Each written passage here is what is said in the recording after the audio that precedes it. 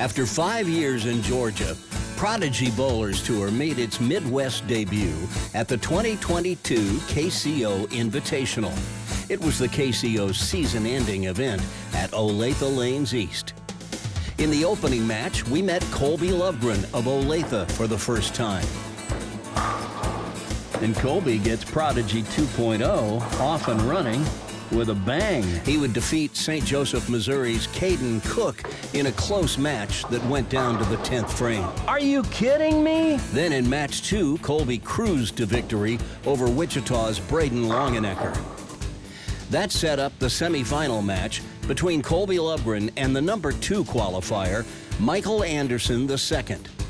Colby found himself in a tough spot thanks to a pair of opens, just as Michael was getting comfortable and dropping a little 5-bagger on him, propelling Michael Anderson II to an easy victory and a berth in the championship match against tournament leader Davis Best. After a double to start, Davis lost his look on the championship pair, and Michael Anderson put together a 4-bagger to build a 42-pin lead heading into the 9th. Any questions? And while Michael did leave the Greek church in the 9th frame, he was already in control of the match, and then struck out in the 10th to leave no doubt, sealing his victory on Prodigy Bowlers Tour's first telecast from the Kansas City area, and our first one covering the Kansas City Open. So how many of these have you won? I think this is 4 or 5. I think. 4 or 5 KCOs. Yes. I've won. Have you won the Invitational before? I have. I've won 2 of the Invitationals before. My goodness. My goodness. And you carry what kind of average? 225. Here at Olathe Lanes East. So you had a little home field advantage today. I heard a lot of people rooting for you. I had some people out there. Mom's right behind me. Michael Anderson II will always hold a special place in our hearts because he was our first champion on Prodigy 2.0, the Kansas City version of the show. And today, we're back in Olathe, and Michael Anderson II is here again too. But this time, he's not here to bowl. Instead, Michael is in the gallery, and he's here to root on and coach up his younger brother, Joe, who has qualified for the Stepladder Finals today on Prodigy Bowlers Tour for the first time in over 3 years since Joe made the show at the 2022 KCO December Adult Youth Doubles Tournament with his grandpa, Michael Anderson I. 3 generations of the Andersons, Grandpa Michael, Mom and Dad, and his older brother Michael II, are all here in hopes of cheering Joe on to victory, which would make him and his brother Michael II the first siblings ever to both win on Prodigy Bowlers Tour. Now in its 10th season, it's Prodigy Bowlers Tour, celebrating junior bowling and elevating junior bowlers. Today, episode 207, the 2026 Kansas City Open March Point Tournament. 5 players have advanced to the TV finals, but only one can emerge as the Division III champion. Here are the 5 finalists. Qualifying 5th is Brody Plaskey of Olathe, Kansas. He'll face Joe Anderson of Olathe in our opening match. The winner will take on the 3 seed, Caden Glass of Buhler, Kansas. That winner will challenge the number 2 qualifier, Jackson Allen of Raymore, Missouri. And the winner of that match will bowl for the title against Andrew Scott. He's our tournament leader. One of these 5 young athletes will survive the stepladder to become the Division III champion at the KCO and will sign the coveted trophy pin. Today on Prodigy Bowlers Tour. We're back in Olathe, Kansas at Olathe Lanes East, home of the biggest and best youth bowling program in the Midwest. Today, we're here to bring you the Division III Championship Round Stepladder Finals from the 2026 Kansas City Open March Point Tournament.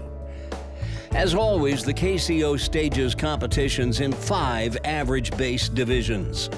Division 3 is comprised of the bowlers whose averages fall between 160 and 179. Handicap is 90% of the difference between their entering average and the top of the division, or 179. The format calls for 6 games of qualifying, 3 in the morning, 3 in the afternoon. Players choose whether they want to bowl in the A squad, which goes off first thing in the morning, or B squad, which gets to sleep in another 90 minutes or so. Following those 6 games of qualifying, the field is cut to the top 5 in each division for the Stepladder finals. Here's how qualifying shook out today in Division 3. You already know who made the top 5 to get into the Stepladder. In 6th place is our alternate, Drake Frederick, who made the trip up from Chanute, Kansas. Anna Keeler finished 7th. There in 11th, you see multiple-time winner Luke Gramling. In 12th is Paxton Rasmussen, who's been on the show a couple of times recently. Connor Boob in 13th. In 16th, there's little Adam Wilson, who isn't so little anymore. In 18th is Hadley Keeler, who recently converted to two-handed, and just wait till she makes the show. In 19th, Jonathan Cooper, the reigning handicap division champion at the Prodigy TOC. There's Emma Wadersky. And bringing up the rear this time is Bella Gonzalez, a former champion on Prodigy Bowlers Tour and the younger sister of Layla, who shot 300 on the show in January. And here's how the Stepladder shapes up. In our opening match, Brody Plaskey will take on Joe Anderson. The winner will advance as long as he keeps winning. Meanwhile, the other 3 players will be staying loose on the practice pair, waiting to see who they'll face. But right now, it's time to raise the curtain on the championship round as the 5th place qualifier, Brody Plaskey, faces the 4th qualifier, Joe Anderson. These 2 bowl league here at Olathe Lanes East, and they're good friends. But right now, they've each got their game face on, ready to do battle. Joe, being the higher qualifier, had the option, so he has elected to start the match.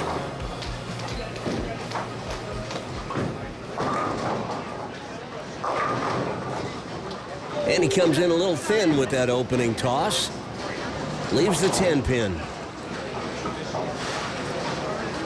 Couple of one-handers in our opening match today. You see that Joe is spotting Brody 5 pins in handicap. Joe goes with the backup ball to convert the 10, and he successfully gets it to go. So now Brody Plaskey, our left-hander in the field today.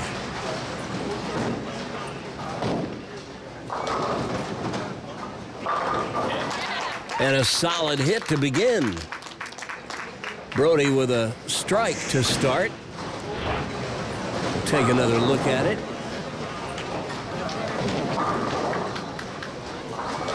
Looked like it might have slipped off his hand just a little bit, but can't argue with the result. These 2 young fellas are teammates on our Saturday morning youth league here at Olathe Lanes East, and they're good friends. Although Joe has quite a bit more experience than Brody. Brody is 13 years old and just started bowling when he was 11. Joe, also 13, started bowling when he was 2 and started bowling league when he was 3.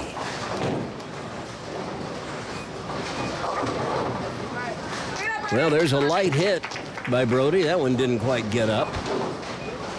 And he leaves half the rack. The 3, 5, 6, 9, 10, the bucket with company. Here's how you make it. Put the ball right on the 3, 5. Let the ball drive through and get the 9.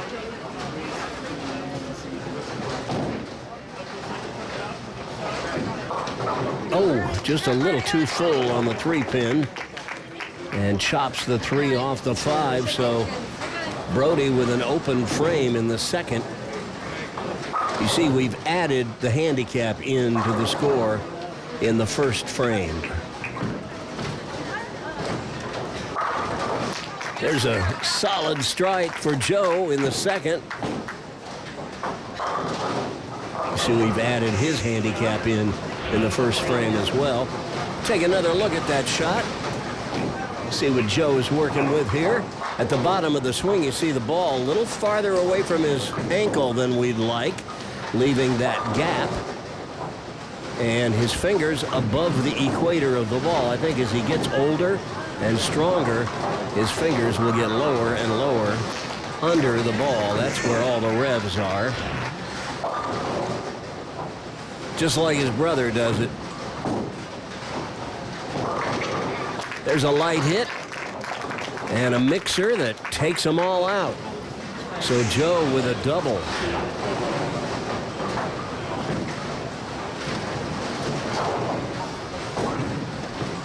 He whips it through the release. Gotta love that. He gets the pins to dance. All right, Brody.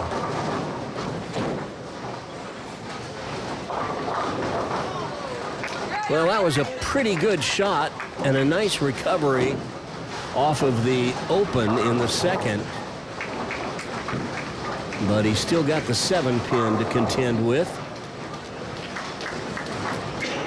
6 months ago, I'm not sure Brody could have picked up the 7-pin.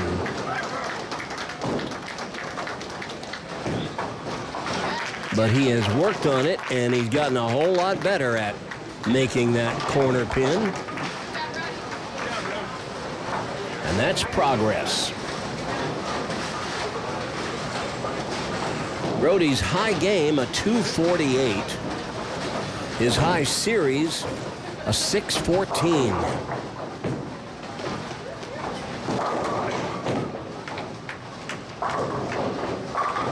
That's another good shot there. He'll show you some of those. Watch this. 4-step approach. Like Joe, that ball's a little farther from his ankle than I would like. You see that gap between the ball and his ankle, and his fingers up on top of the ball as well. If he'd keep his elbow in closer to his body, he'd reduce that space between the ball and the ankle.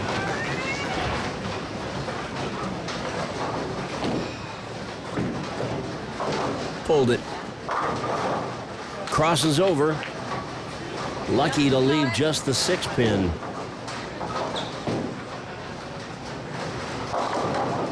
Well, the action to our right on lanes 9 and 10, that's Division 5. And the bowlers to our left on lanes 5 and 6, that's Division 4. And we'll tell you how their stepladder played out when we get to the end of the show. Joe has started going with a backup ball that he uses for those right side spares. I applaud that move. We're seeing more and more players go to that, but he's still not 100% comfortable with it. I bet he's comfortable with that shot. Solid strike in the 5th for Joe Anderson. And let's take a look at his footwork. 5-step approach, tiny little first step, nice slide, foot perpendicular to the foul line. And he just stuffed him. All right, Brody, a double would be big here. Oh, got that half pocket. That could have gone, but he leaves the 9-pin. Wow, that was unfortunate. A strike there, and he could have cut the lead down to just 6 pins. Would have brought it to within a mark.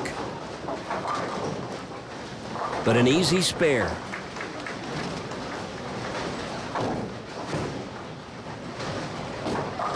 And he makes short work of it.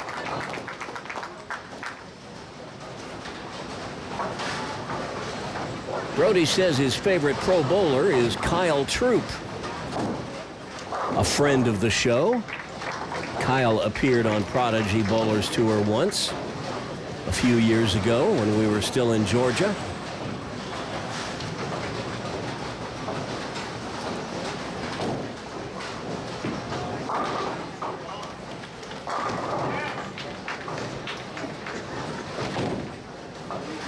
That's got to get up.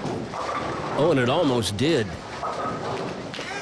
But the ball did not drive through the rack, and so he's left with a very difficult split. I would say the most difficult of the baby splits. The 5, 6, 10. You've got to put it right between the 5 and the 6, but favor the 6 slightly so that you can get the 10. And he got too much of the 5 pin, so that's an open frame. And that makes 2 open frames for Brody, and he is digging himself a hole. Joe Anderson with a 31-pin lead, up in the 6th, working on a strike.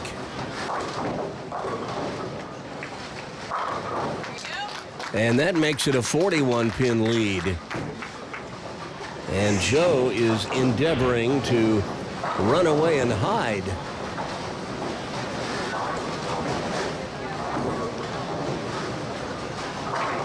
Watch this thing make the corner and just drives through, and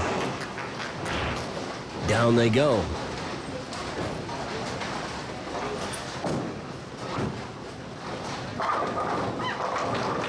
Well, he kind of fell off balance that time. You saw him step off to the right, but he hit right in that light pocket where he got the action off the wall. Watch this. It just ticks the head pin, which will go to the left wall and come back and get the 4, 5, and 7. And he'll give himself a round of applause.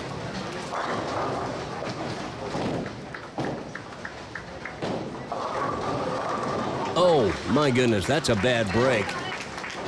That could have been a wall shot strike like what Joe got. But Brody's ball is just not driving through the pins. I think we can see why here.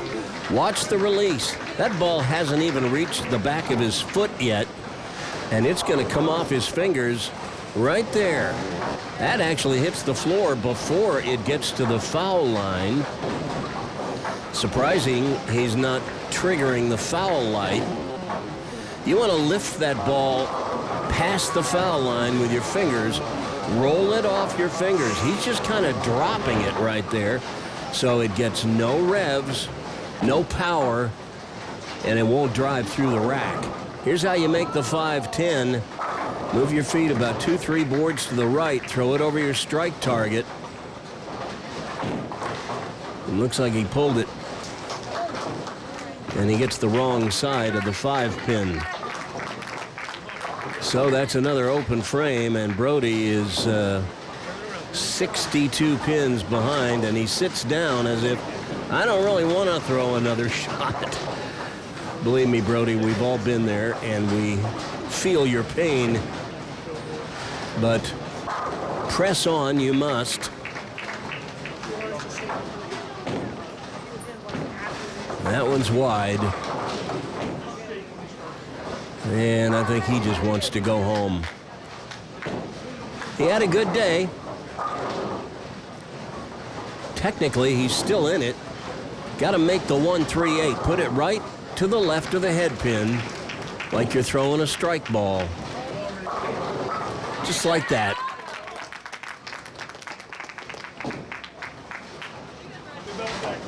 But the best Brody can do is 196.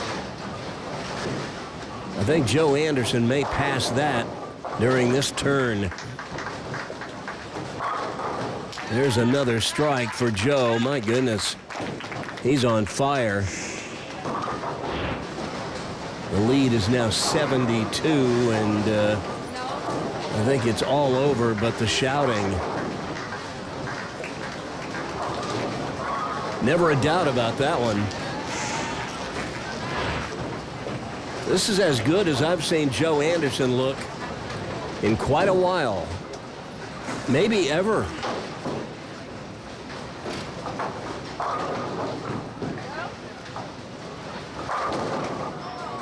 Good shot. Didn't quite snap out the 10, but it's enough to close out the match. So Joe will be moving on to match 2 to face our 3 seed, Caden Glass. And that new backup ball he's using for the right corner spares just gets the 10. Brody will finish out his match here.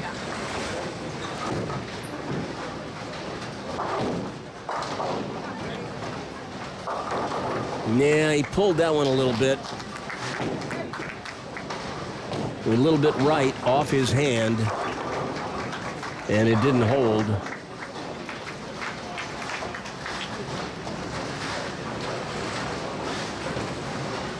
So he'll have the 6-10 to shoot at here. If I didn't know better, I would swear that maybe he's outgrown the span on his bowling ball. That can happen. Oh, look at this. He hooked past the 6-pin, and he's not happy about it. I understand. These kids go through growth spurts, and their hand will grow, and it'll actually outgrow the span. The finger holes and the thumb hole are however far apart. If the hand grows a little too much, they're a little too close together. And you got to plug maybe the thumb hole and just move it down a little bit. But I tell you what, I checked his grip earlier, and it looks okay. So that's not the reason why this is happening. But he's definitely slipping out of the holes a little bit. Maybe a little piece of tape in the thumb hole might do the trick.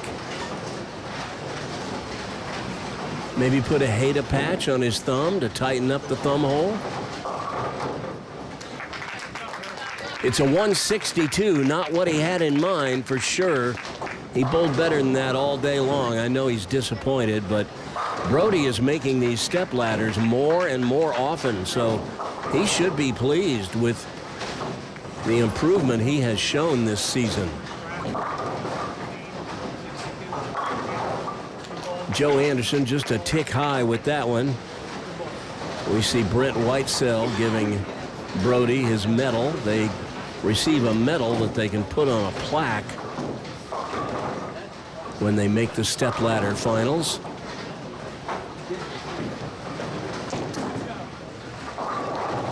Joe goes straight at the 4-pin, takes care of it, and now he can fill it up for 246. Not bad.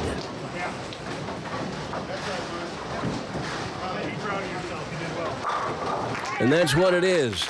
A 246 game for Joe Anderson. That'll win you some matches. And it just won the opening match today on Prodigy Bowlers Tour. And now Joe is moving on to match 2, where he'll face Caden Glass of Buhler.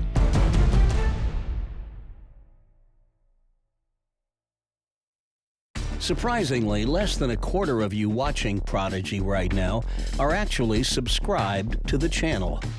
Did you know that by not subscribing, you keep us from growing the channel?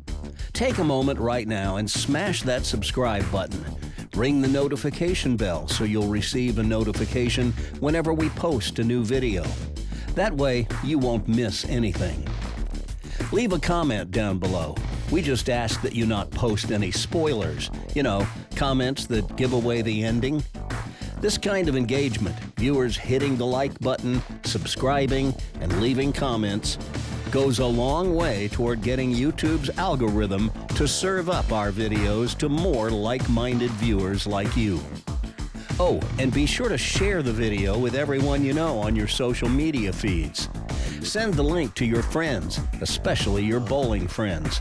And tell the folks at your local bowling center to play Prodigy in the center or in the pro shop. Most folks in the bowling business enjoy Prodigy once they've seen it, but if they don't know about it, they won't watch. Help us grow Prodigy by spreading the word about the show. And thanks to you for being a loyal viewer of Prodigy Bowlers Tour.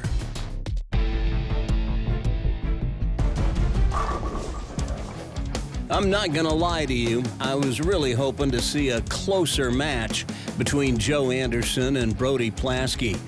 But to be candid, Brody just didn't have his best stuff that match. Obviously, he bowled better all day just to get into the stepladder, but he also had a tiger by the tail as Joe Anderson caught fire that game. But Brody Plaskey is starting to make more and more of these stepladders, and I have every confidence that his day is coming. But this time, his buddy Joe Anderson got the best of him, so it's Joe who's advancing to match 2 to face our number 3 qualifier, Caden Glass of Buhler, Kansas, in south central Kansas, about 40 miles northwest of Wichita, not too far from Hutchinson. And I tell you what, Caden better bring his A game today, because I haven't seen Joe Anderson look this serious, maybe ever. Coming off a 246. And he rips the rack to get match 2 underway. Wow. Watch this one. This will find the half pocket, and then watch the 5-pin. The one behind the head pin, it'll waste no time getting over there to take out the 7. See you later. All right, Caden.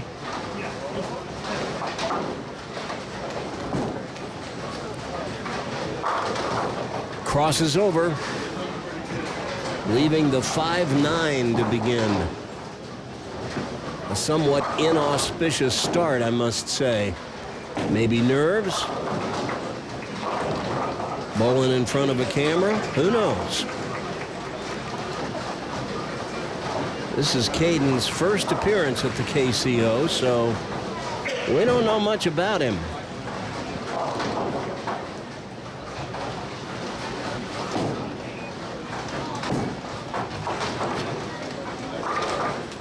We know he can make the 5-9. We also know he's 18. He's the oldest player in our 5-player field today in the stepladder finals of Division III. So he is in the final year of eligibility as a youth bowler.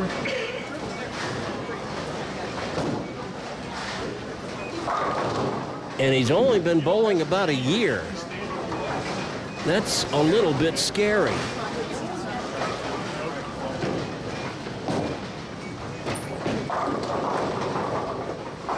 Nearly got the bucket crumbler, but the 7 remains.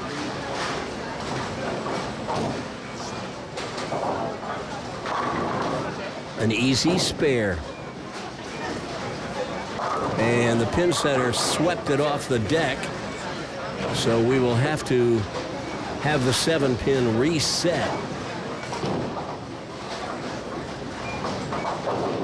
Well, here's what I can tell you about Caden Glass. We know he's from south central Kansas, down in Buhler. He bowls at a bowling center known as The Alley in Hutchinson. His high game, a 289. His high series, a 723.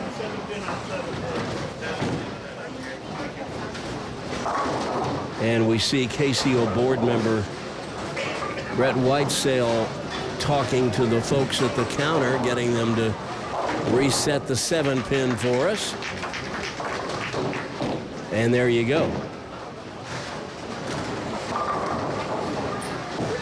So that's a little unsettling for a player just when you're ready to shoot the spare. It's like The other team called a timeout to freeze your field goal kicker.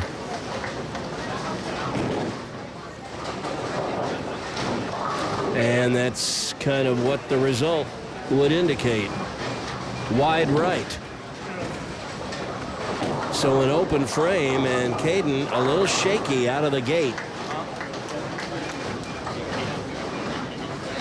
That's got to encourage Joe after a big game and a strike to start. And he gets the wall shot to cover up for a somewhat errant toss. That was a little wider than he would have liked. But he gets him to scatter. See if we can watch the head pin go to the left wall. Come back and get the 4, 5, and 7. Well, Dick Weber made a career out of getting those strikes. Joe Anderson gets a double from it.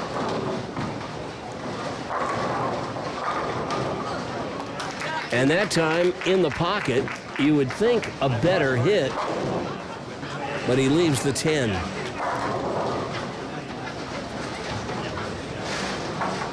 And this is where this new technique he started using comes into play, throwing the backup. And as I said earlier, he's not 100% confident or comfortable with it yet. And you see why. It's not quite ready for prime time. But I think if he keeps working at it and practices it, that will be a technique that will pay dividends. Tell you what, if Caden Glass starts throwing shots like that, that'll pay dividends. Watch this. This is the first really solid hit we've seen him throw in this match. Two-hander. I love the way he keeps his arm close to his torso throughout the swing.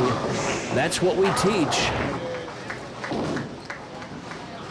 And he gets a solid result from it. Very deliberate approach.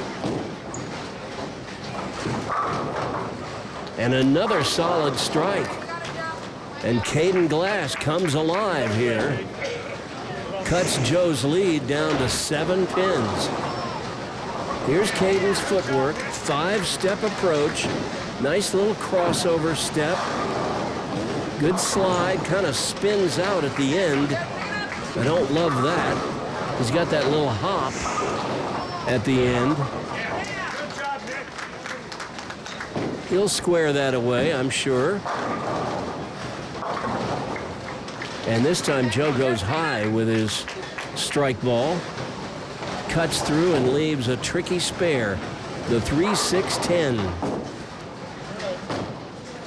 The best way to shoot this is with his straight ball or backup ball from the extreme left side of the lane. Put that ball right between the 3 and 6, just like he showed you. That's how it's done.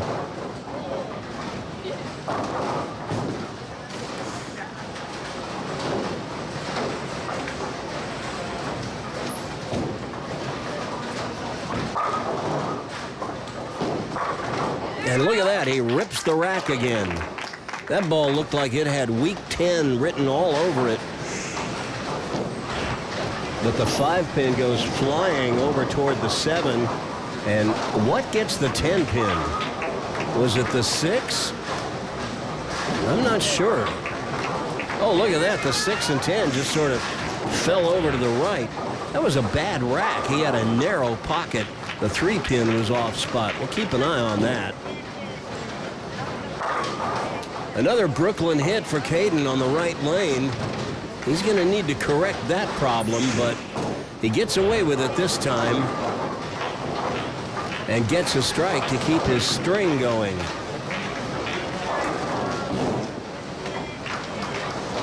Watch this. It's going to go left, but they all fall. Tell you what, the one thing about Caden's game we might want to keep an eye on I have some concern about. He's very slow going to the line, but then when the ball gets to the top of the swing, he rips through it at the bottom.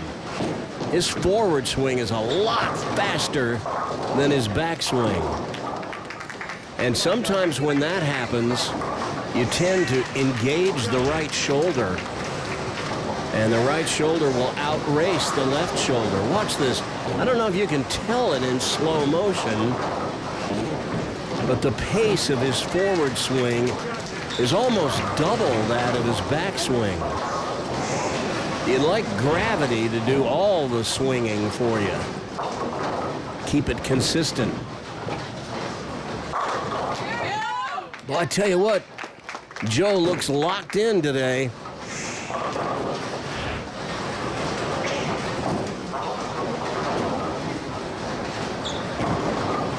This is another good ball.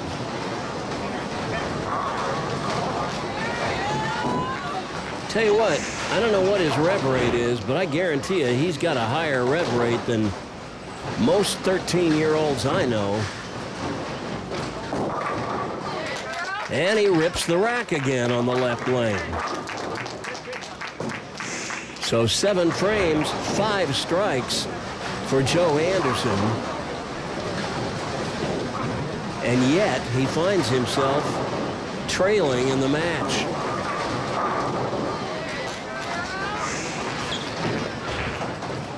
That's a lot of power. All right, Caden on a 4-bagger. That's why he's leading. And man, the pins had no chance on that one. That was high flush. Very slow, deliberate first few steps, and then that forward swing, he just whips it through. But as long as it's on line, he's fine.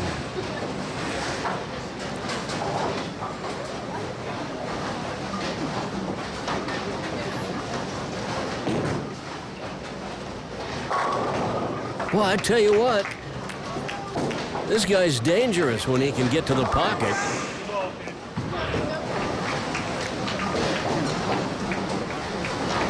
Got his hand under the ball. He keeps it there. Comes right through it. Doesn't go around it too much. That's how it's done, boys and girls.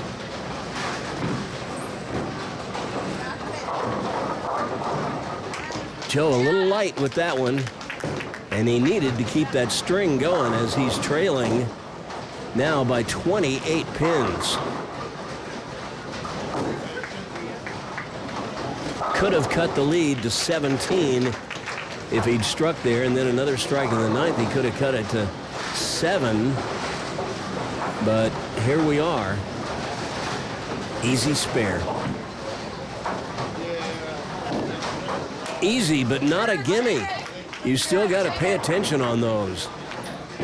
And that was just a brain fart, I guess.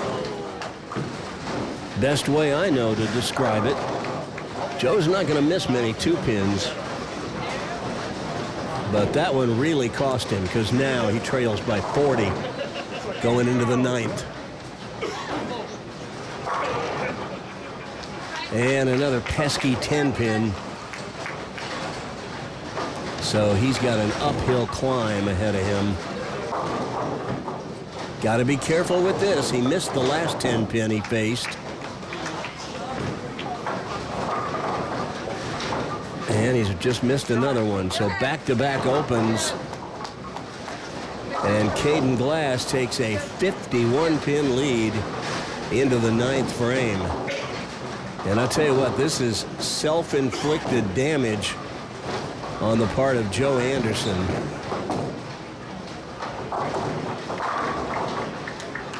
He's going to be kicking himself when he gets home.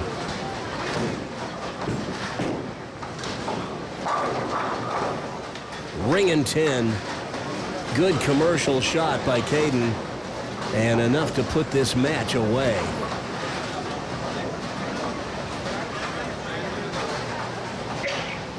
Tell you what, he had kind of a rocky start, but you put a little six-bagger up against your opponent in the middle of the match, that'll cure a lot of ills. And then he whiffs the 10-pin. Well, go figure. At least he waited until after the match was secured.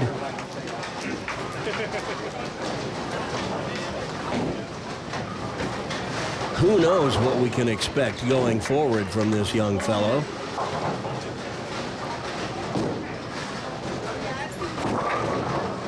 Maybe more of that.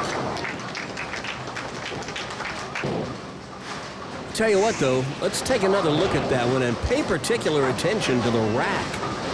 Look at the 1-3. The 3-pin is decidedly off spot to the left, giving him a narrow pocket.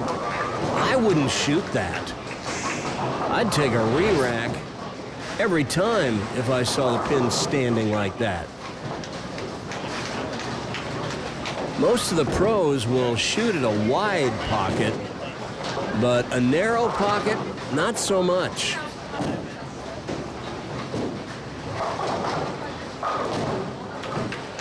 But it's all academic for Caden Glass. He leaves the 5-pin in the 11th and a spare here, and he will finish with a 240.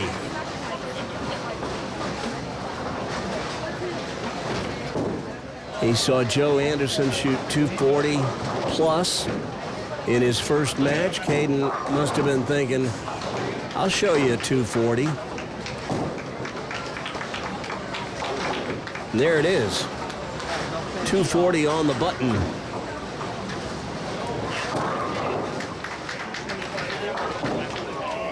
And Joe Anderson will go through the motions of finishing out the match. And he goes just a pinch high, nearly leaves the 4-9. Trips the 4.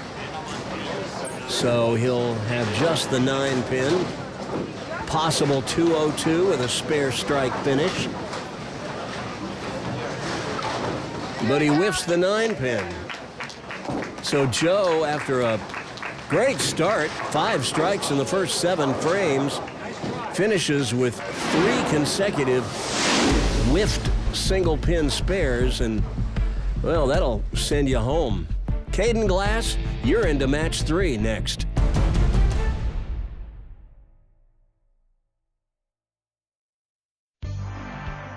To keep up with all things Prodigy year-round, join the Prodigy Bowlers Tour Facebook group.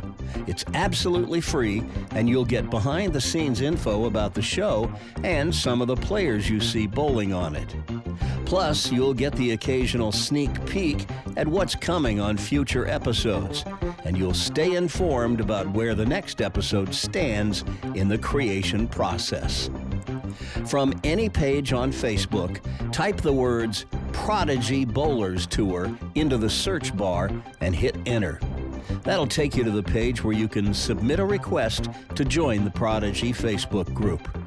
You'll be presented with 3 simple screening questions. Be sure to answer them. If you don't, we'll assume the request to join the group is coming from a spam bot, and you'll be denied access. Nobody wants spam bots in the group. So just follow the simple directions and answer the 3 screening questions. And we'll see you on Facebook.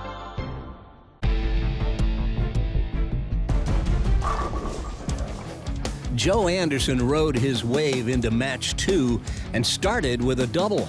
But then a missed 10-pin in the 3rd frame broke his momentum and proved to be a hint of what was to come. Meanwhile, after a bit of a bumpy start, Caden Glass strung together a 5-bagger to put the pressure on Joe. And ultimately, that missed 10-pin early in Joe's game proved to be anything but a one-off, as he closed with 3 open frames, enabling Caden to win going away. So it's Caden Glass who takes match 2, and now he's into match 3, where his next opponent is our number 2 qualifier, Jackson Allen of Raymore, Missouri. Both of these players are making their first appearances on Prodigy Bowlers Tour today, and we've already seen what Caden is capable of. Now it's Jackson's turn to show us what he's got. The winner of this match will advance to face Andrew Scott in the championship match for the Division III title today. Jackson Allen, being the higher qualifier, had the choice. He has elected to let Caden lead off. I think Jackson wants to finish first, put the pressure on Caden. I tell you what, Caden hasn't shown much interest in any pressure put on him by his opponent. Joe threw plenty of strikes in the first half of that last match, and Caden just said, fine, I'll show you some strikes. Once again, he's got that tight pocket. I don't love that, but he has no problem carrying it. All right, Jackson Allen. Our first look at him on Prodigy. Well, he's got that big loft. And goes through the nose, leaves the 3-6.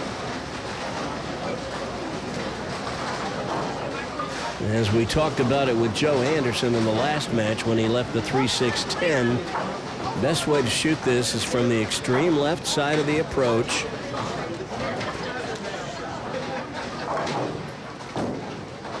Jackson going from more the center of the approach. I don't love this.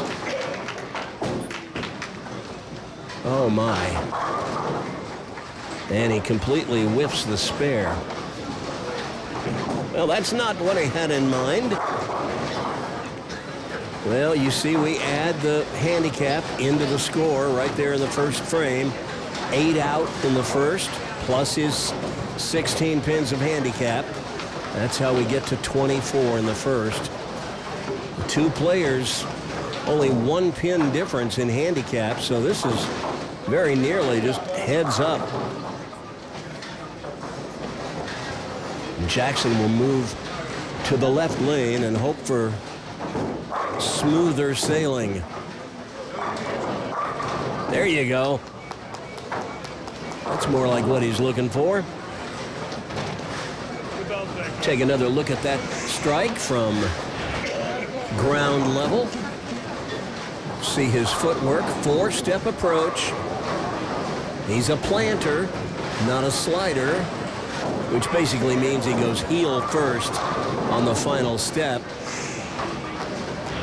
and rips the rack. All right, Caden working on a strike.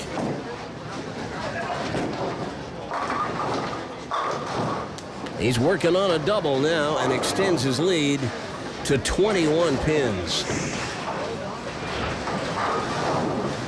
Watch how close he keeps his arm and his elbow to his side. That's how you like to see it done. Keeps the ball on plane. And he doesn't leak a lot of power.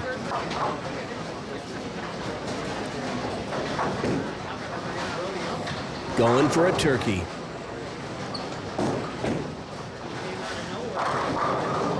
But you could really see at that time how he had the slow backswing, and then when he got to the top of the swing and he transitions to the forward swing, he just really pulls it down hard. Actually got away with it that time because it looked like his right shoulder did outrace his left by just a little. But they've got a little bit of pull area out on the lanes. The house shot here at Olathe Lanes East yields some pretty high scores most of the time. And Jackson Allen struggling with that one. Goes high through the nose, and he leaves the 6-10. And once again, rather than moving to the extreme left side of the approach, like I'd like to see, he plays this down the middle. But he covers the spare, so shut my mouth. Tell you what, Jackson has had a pretty good year. He finished 9th last month. 6th in January. He was in Division 4 at that time. 25th at the Adult Youth Doubles Tournament. And then in November, he finished 14th, 6th in October. This is going left through the nose again. And when we were here in September for the first tournament of the season, Jackson qualified for the stepladder in the 4th position, finished 5th. He was in Division 5 at the time. So he has gone all the way from Division 5 up to Division 4 and then to Division 3, back down to 4, and now he's in Division 3 again. But he may be putting in a bid to go back to Division 4 if he keeps missing spares. And he's missing them all on the left, it looks like.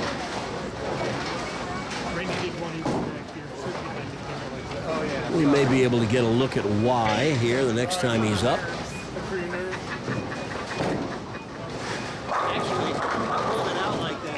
Tell you what, Caden looks pretty locked in. That was just a pinch high. There you go.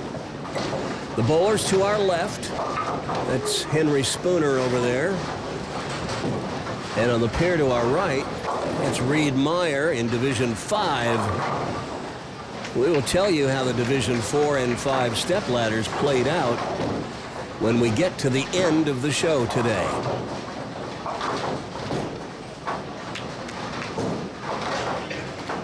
A spare conversion by Caden Glass.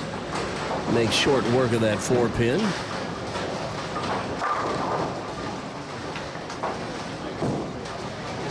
Well, he got started bowling. Well, he says he got convinced to bowl high school bowling. He doesn't bowl league. He just bowled high school bowling. And that season just ended in Kansas.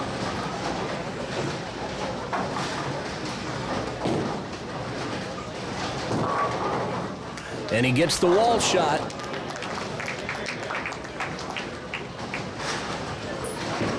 And he's got a nice little 43-pin lead over Jackson Allen. This ball will hit light in the pocket. The head pin will go to the left wall. Comes back and does all the damage. All right, Jackson Allen. He needs to get busy here.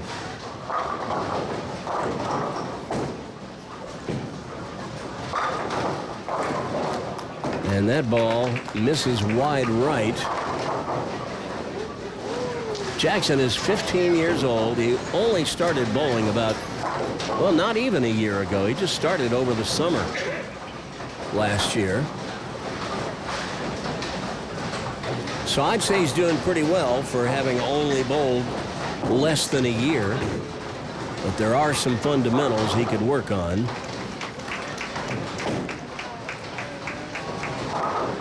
There's a spare conversion.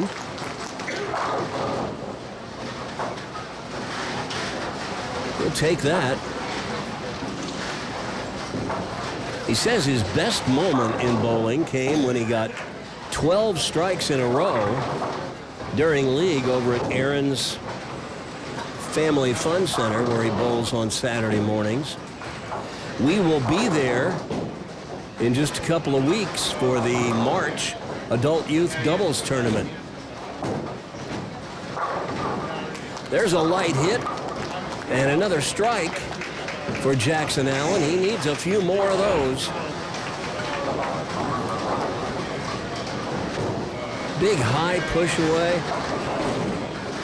I think we're going to find, if we can get a closer look at it here in a moment or two, Jackson can work on keeping that right elbow in close to his body, and Caden Glass is a pretty good model for that. That ball goes high, and he leaves a sticky little spare, the 3-6-10. think he just missed his target.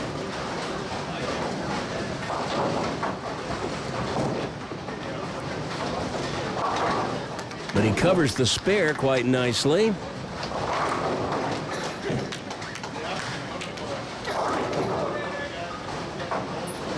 I gotta say, I'm impressed with Caden Glass's game. I mean, obviously, there's a few things he can work on, but I think he gets the most out of it. He's getting coached up pretty well by somebody down in Buhler or Hutchinson, where he bowls.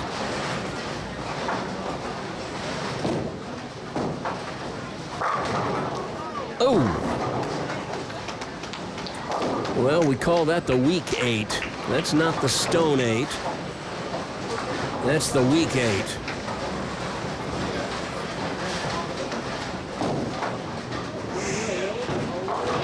Here's why we call it the weak 8. Watch the 5 pin.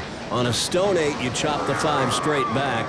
Here, the ball deflects to the right, and the 5 slides in front of and to the left of the 8 pin. The result is the same. You're grinding your teeth, thinking, that seemed like a pretty good shot. But it's an easy spare. And now, Jackson Allen, it is time for you to go to work, my friend. A strike here would cut Caden's lead down to 32. Get another one in the 8th, cut it to 22. And you're on your way to the final 2 frames. But you're running out of frames at this point, so time to stop messing around and plant one right in the hole. And that one goes high. Well, you read his body language. He's dejected, and understandably so.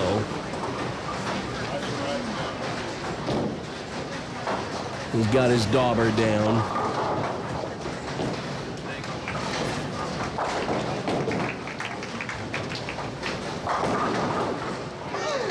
And once again, just like we saw him do in the first frame, he whiffs the spare to the left. I think we can show him why.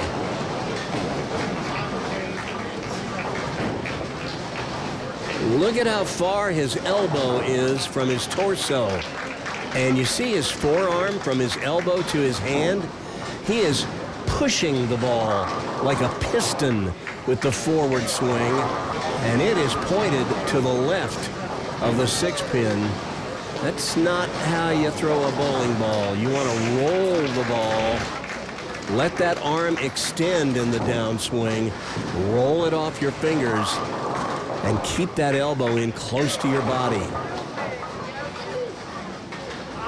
Like I said, he's only been at it for less than a year, so he's got plenty of time and he's got lots to learn. He seems like a pretty smart kid, so I have never spent much time around him, so I don't know how coachable he is, but I know he wouldn't be here if he didn't want to get better. All right, let's see a spare. There you go. Well, trailing by 56, just as you finished the 8th frame, is not the feeling you wanted or the one you anticipated when the match started. But these tournaments are learning experiences for these kids, as much as they are competitions. Look at that shot by Caden Glass.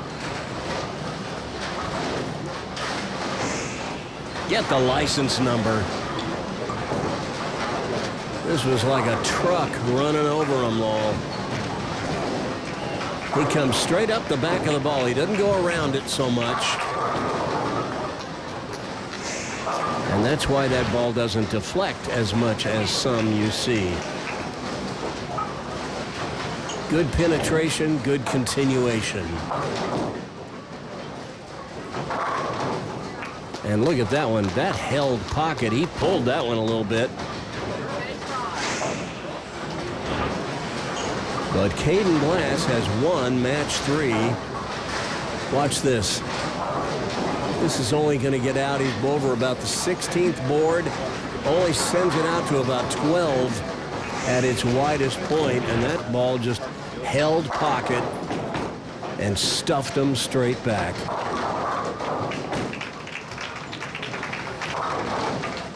Now there's another shot that goes left, and I guarantee you that if Jackson Allen will learn to extend that elbow in the downswing and let his forearm swing the ball rather than push the ball forward like a piston in the forward swing,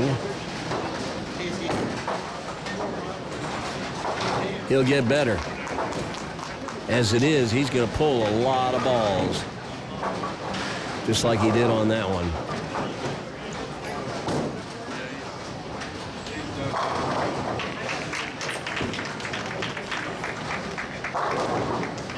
But it's going to be a third place finish for Jackson, and that's not nothing.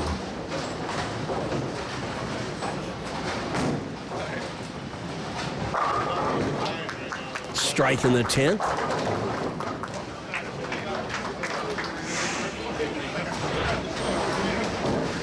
Also, watch his spine angle. It'll tilt way to the right as he lets it go.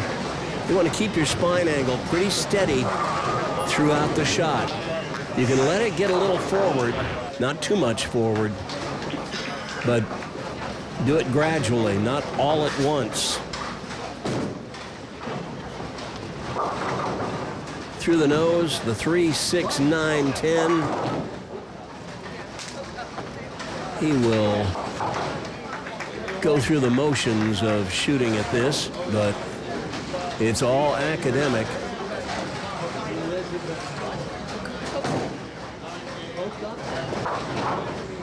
And that one chops the 3 off the 6, so it's 9 out, a 161 for Jackson Allen. Not the game he had hoped for, but he'll go home to his 2 brothers and 3 cats, and they'll all still love him. And really, when you get right down to it, that's all that really matters, isn't it? Shot through the nose for Caden. Leaves the 6-10.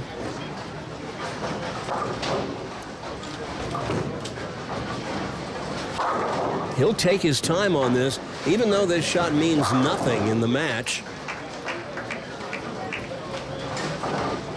You don't want to get out of your routine.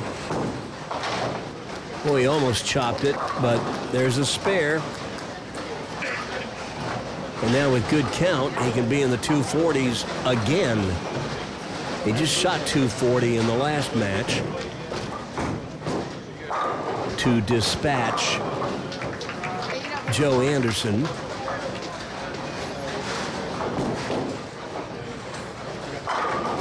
And there's a 241. Thank you very much. Caden Glass, all he does is shoot games in the 240s on Prodigy Bowlers Tour. What else do you want to see? A championship match would be nice. Andrew Scott is waiting to bowl him for the title.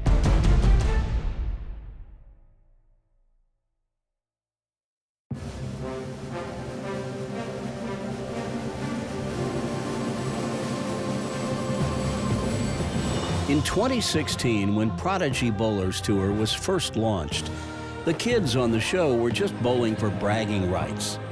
But a viewer of the show, Amanda Mayer, left a comment on one of the videos saying if there were an actual prize they were bowling for, you might get more kids to enter. And with that, the coveted trophy pin was born. On each show, the winner would sign the coveted trophy pin, and that tradition has continued until today. At the end of each season, we hold the Prodigy Bowlers Tour Tournament of Champions, or Prodigy TOC for short, and the winner claims the pin as their own. Early on in the show's history, some of our winners opted to give the pin away, but in recent years, the victors have figured, if the coveted trophy pin is all that coveted, then why wouldn't I want to keep it? I wouldn't argue with them, and so they have kept it. There were a couple of years in there during the pandemic where we didn't award a coveted trophy pin.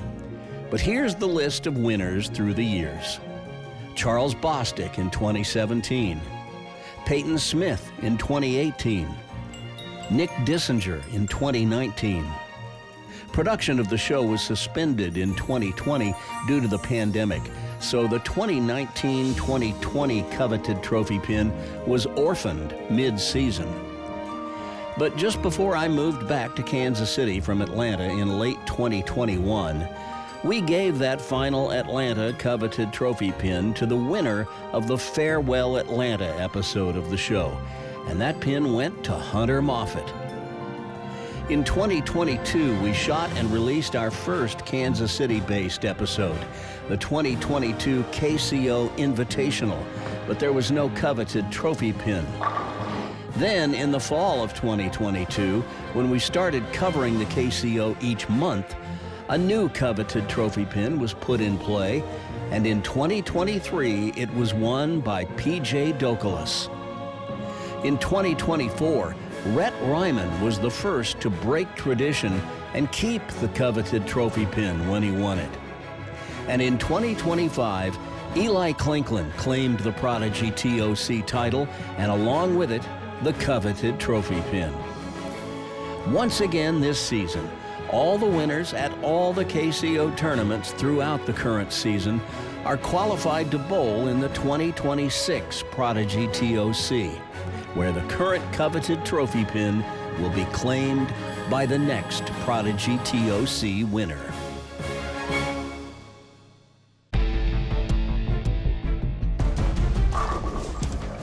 If I'm to be completely honest about it, I'd have to say it was a pretty rough outing for Jackson Allen. An open in the first frame where he completely whiffed the 3-6 served as a preview of things to come as Jackson suffered a total of 4 open frames. What he can take away from this experience is that he's only been bowling less than a year and already enjoyed the success of getting himself into the Stepladder finals. With a little work on some fundamentals, I think he could show some rapid improvement. But on this day, Jackson was just a little bit overmatched by Caden Glass. And now Caden will face our tournament leader, Andrew Scott, for the title. Andrew bowled in the 2025 Prodigy Tournament of Champions. He actually made it as far as the Handicap Division wildcard round that day, but was the third player eliminated, finishing 8th. But he proved himself capable of winning at the KCO just to secure his entry into the TOC. Today, he'd like to win a return trip to the 2026 Prodigy TOC. But to get there, he'll have to get past Caden Glass, who's coming off back-to-back 240 games. This is Caden's first KCO, so it's unclear whether he's got the mettle to survive the pressure of a championship match. Although the scores he's put up so far today would certainly lead you to believe he's ready to take that step. One of these two players is going to be our champion. We'll know which one in about 20 minutes. And it's going to be Caden Glass who throws the opening toss in this final match. And he is just zeroed in on the pocket. And it just seems like he is unbothered by that narrow pocket this rack keeps giving us on the left lane. Once again, you'll see that that 3-pin is sitting a little left of its spot, but where he's hitting it, it doesn't matter. All right, Andrew Scott.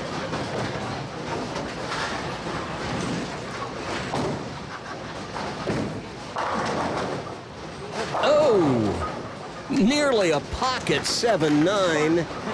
And I guess that's the 2-pin that swept them both off the deck. Watch this. Ball's going to hit a little high in the pocket, just a little. And watch the 2-pin. That's the third one from the left. It'll go to the left wall. Change direction, takes out the 7, and then gets the 9. Nice work, 2-pin.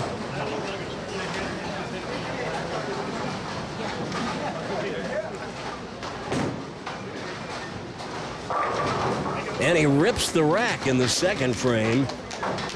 Andrew Scott, who started bowling at the age of 3, started bowling league at 7. Here's his footwork. He needs to tie his shoes. Or are those laces just really long? I don't know. The big loft. He nearly lofts it to the arrows. I don't know if that is intentional to compensate for the fact that the lanes are really hooking, but it sure worked that time.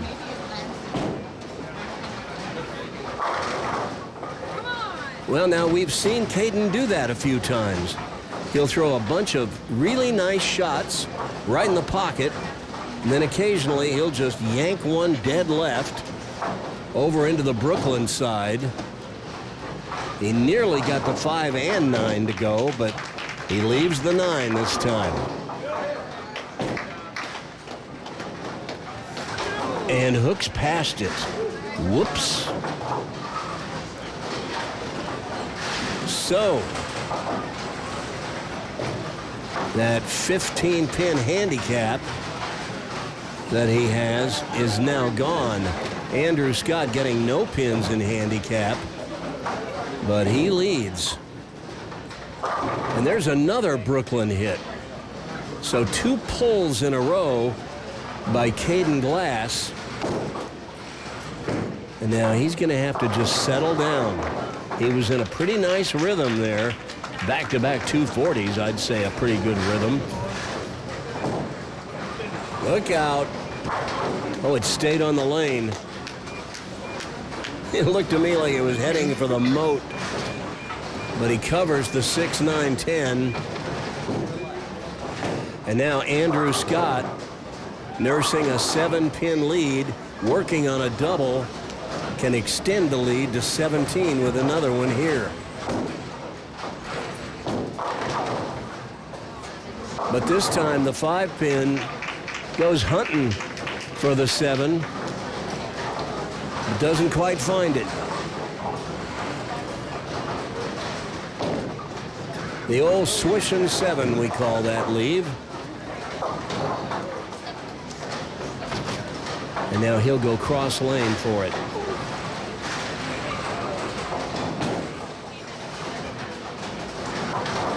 And he covers it. Well, Andrew Scott, 17 years old.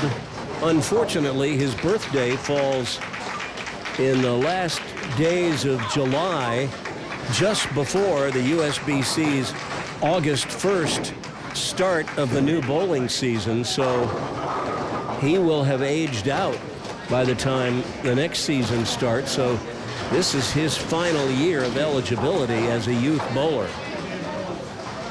And I know he would love to make the most of it.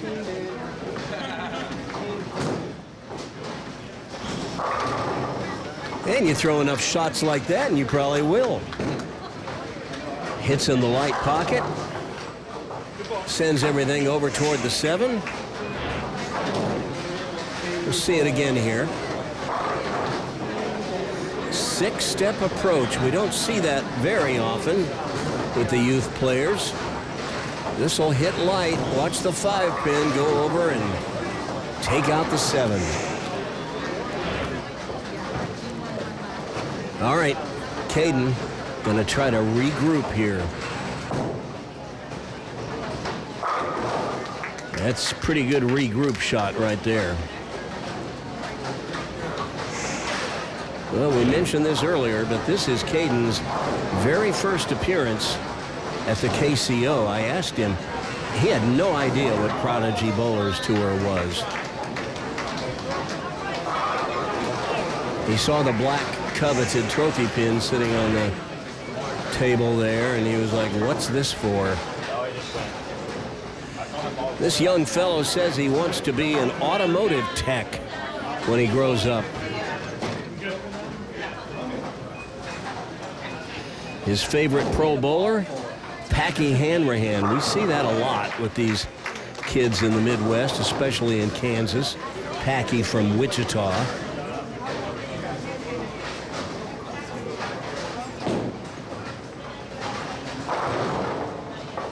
Little thin, lucky that 4-pin went out. The 4-5 would have been a difficult spare to deal with at this stage of the match. But he breaks it up and leaves just the 5-pin. That makes things a whole lot easier.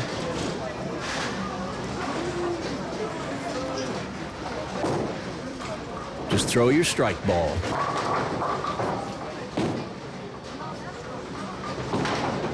And he takes care of it. No muss, no fuss. Well, Andrew has made a couple of step ladders already this season. In November, he finished 3rd. And in October, he finished 5th. No matter what happens, he's going to improve on it today. And that ball hooks sharply to the left. And he leaves the 6-10. We've talked about it before on Prodigy, but sometimes when you give the big loft, you'll catch the finger holes on the upswing and give that ball a little extra juice. It looked to me that's what happened. And looky here, the big pull. And we've seen this a couple of times today from some other players, just not keeping the right arm and right elbow in tight to your body will sometimes cause a pull. Well, it'll usually cause a pull, actually. He pulled that one too. But it sets in the oil and rips the rack. I don't think I would have predicted that one. I tell you what, I always tell these kids, think of that bowling ball like an airplane.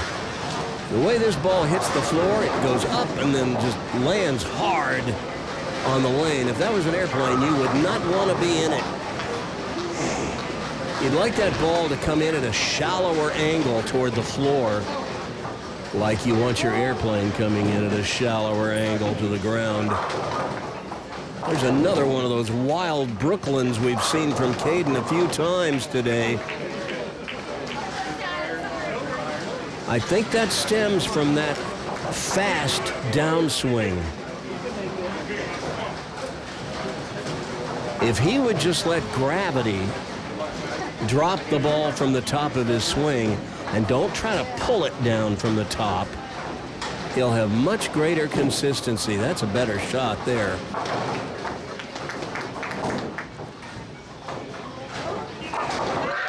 Oh, did you see that?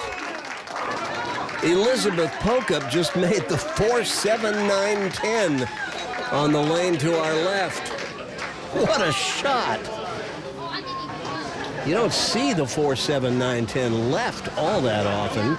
You usually see it with the 6-pin, the Greek church. But, all right. Caden Glass back up on the left lane, leading by 7.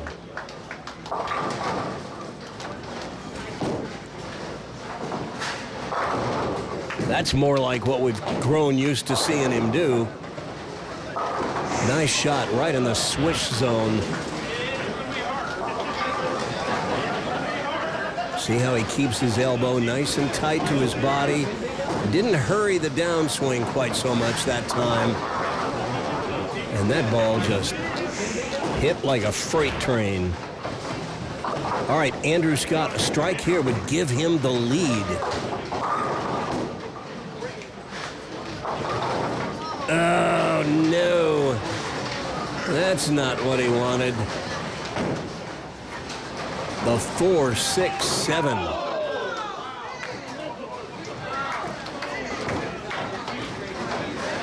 Well, Really about all you can do with this is just take the 2 on the left and hope something bounces out. It very rarely does, and this was no exception. So an open frame, just when a strike would have really done him some good. To the left, you see Team Andrew, and to the right, you see Team Caden, his mom, his buddy Tanner Cunningham, who you've seen on Prodigy before, and of course, Caden standing, watching Andrew.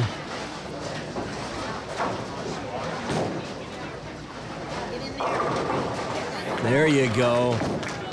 Boy, you would have liked to have gotten that one in the 7th. But you get them where you get them.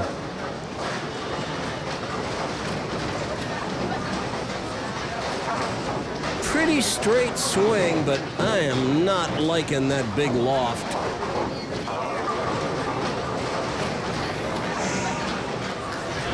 Gotta roll that ball. Roll it off your fingers, man. You have much more consistency. Another high hit, nearly resulting in a disastrous split. The 6 goes out late. And Caden has just the 4-pin. He says his best moment in bowling is when he had good partners in high school bowling. They had a nice finish at state. Uh-oh. That was unexpected. And now that 19-pin lead is down to just 7. And once again, Andrew Scott is within striking distance. He's got to strike up and can take the lead if he strikes in the 9th. As a matter of fact, that open in the 8th by Caden means that if Andrew Scott gets up and strikes in the 9th, 10th, and 11th, he can shut Caden out.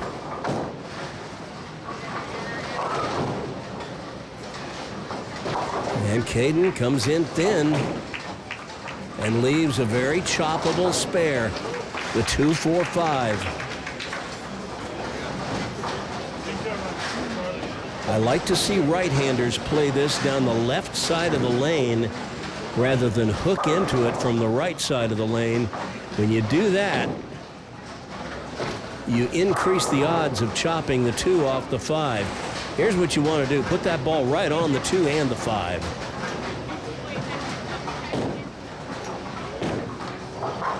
That's well done. But now, all Caden can do is sit and hope. Andrew has the hammer in his hand, and I'm not talking about the brand of bowling ball he's holding. I don't know what he's throwing. But a strike here would give him the lead.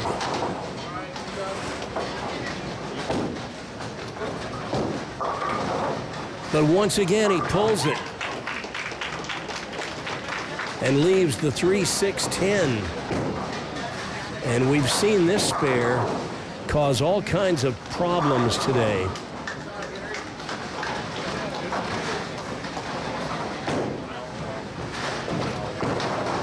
But he takes care of it, so he gives himself a chance.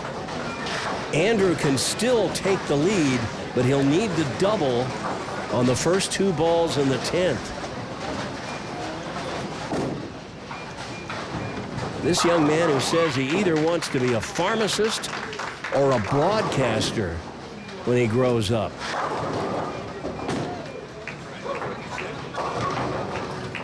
Comes in thin, leaves the 2-pin. If he wants a career in broadcasting, come talk to me.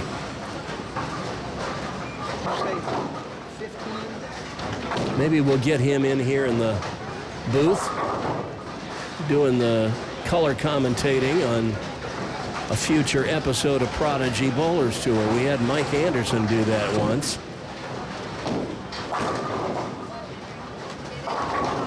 Well, there's a spare. He really needed a double to put the pressure on Caden. If Andrew had doubled in the 10th, he would have forced Caden to double. But as it is, he just needs a few pins to force Caden to mark. Caden has a couple of open frames this game, so nothing is guaranteed, but boy, he would have liked to have gotten some strikes.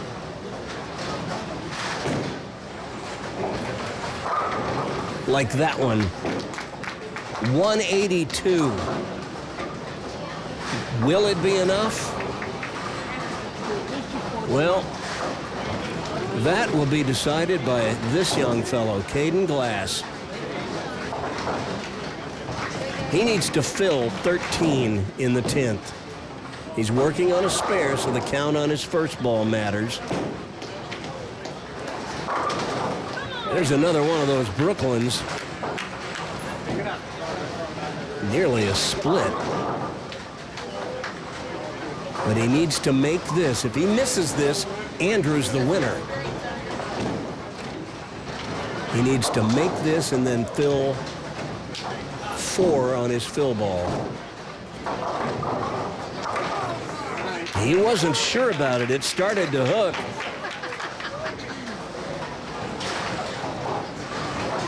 But I think he can handle 4 pins. 4 is enough to win the match.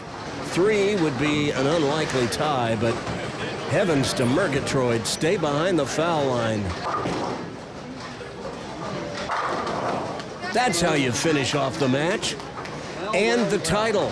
Caden Glass has won the Division III title at the March KCO. And we will visit with him and get him to sign the coveted trophy pin when we return.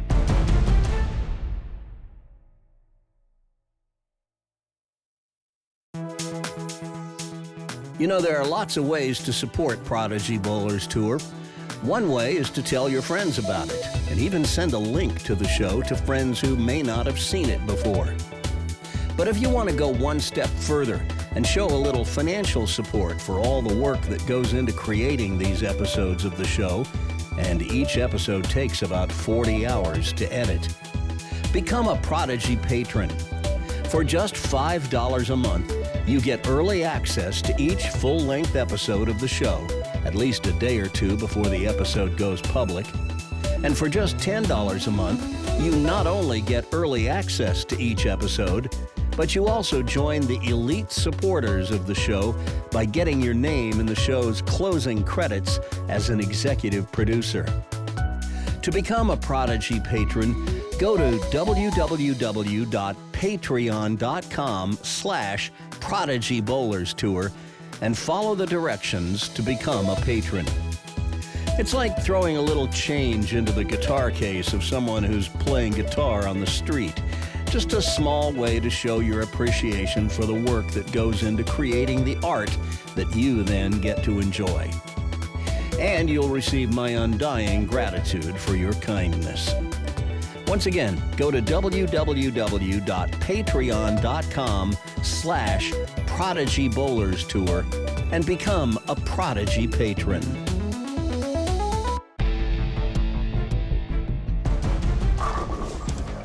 A close championship match that came down to the 10th frame. Andrew Scott had his chances and even could have taken the lead or shut out Caden Glass.